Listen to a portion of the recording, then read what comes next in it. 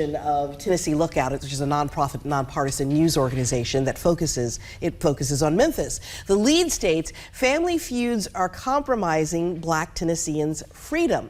And here to talk more about that is the author of that commentary, pastor of Abyssinian Baptist Church and community activist Reverend Earle Fisher. Welcome back. Good to have you with us. Good to be back. Thank you. First of all, let's begin with what you mean by family feuds. I think that there are people who got love for Black Memphians. Some of them are elected officials, some of them are community members, some of them are mayors, some of them are state reps, some of them are, everyday people, as John Legend would say, or ordinary people, as John Legend would say. And I think the ways in which we address both confrontation that I think is necessary and collaboration have to be grounded in us seeing each other as part of the puzzle that we need to put together in order to make Memphis the place that I think all of us want it to be. And so I've seen a lot of the confrontations, been some necessary confrontation, and I think we also have to be as intentional about our strategies for collaboration. Because you talk about what you called performative conflicts. You mind explaining what you mean by that? Some recent examples. Also, it's really, to me, it seems like it might not be a necessarily new thing for Memphis either.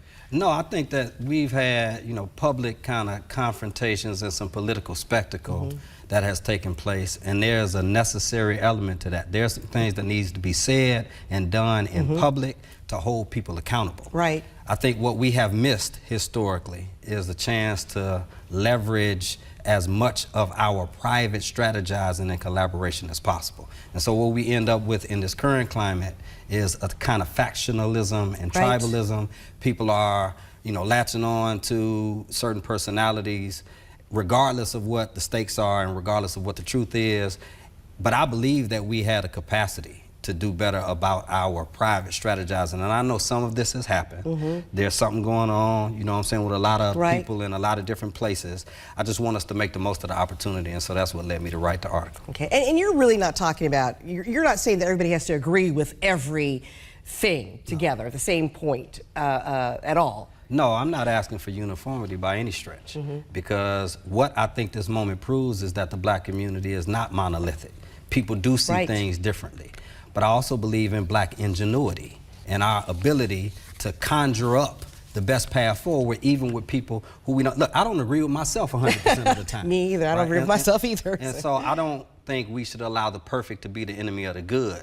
That doesn't mean you let people off the hook. It means you find ways to call them in and hold them accountable and then present a unified front going forward, because without that, the people who are looking to exploit and take advantage of our fractured nature in our communities are going to exploit that, and I think we've seen some of that happen historically. Right.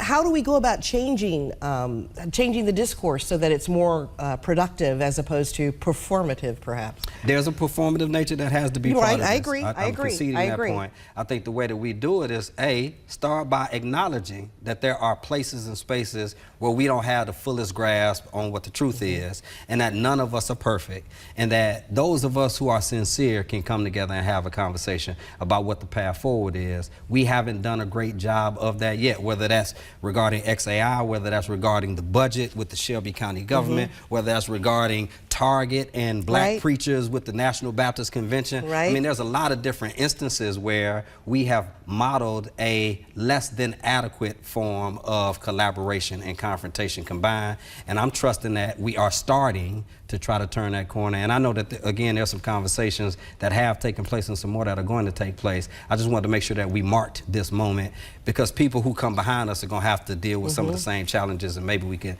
show them a better path forward.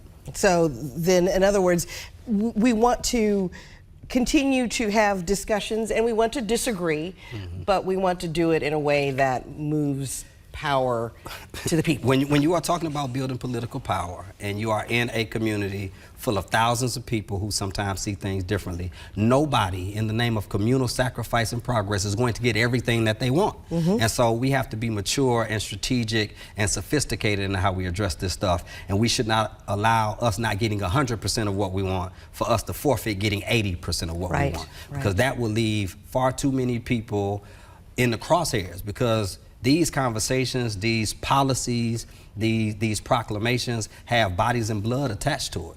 And so we need to do all we can to minimize the harm that's taking place and maximize our opportunity to leverage power. We should have much more power being leveraged in mayor's offices, at the state level, at county commission and in city council, and in some of our neighborhood organizations. And so I'm confident that we can do it, and I'm hopeful that we will, and I just want to do my part to name it. All right, very good. I think that's about, we're out of time, unfortunately. It's about all the time we have. Is there one last thought you would like to give? No, thank you for the opportunity. And again, I believe in Memphis. I believe in black folks, and I'm confident that we'll meet the demands of this moment. All right, thank you very much. Thank you. Reverend Earle Fisher. Thanks again for coming in today. Really appreciate it. All the time.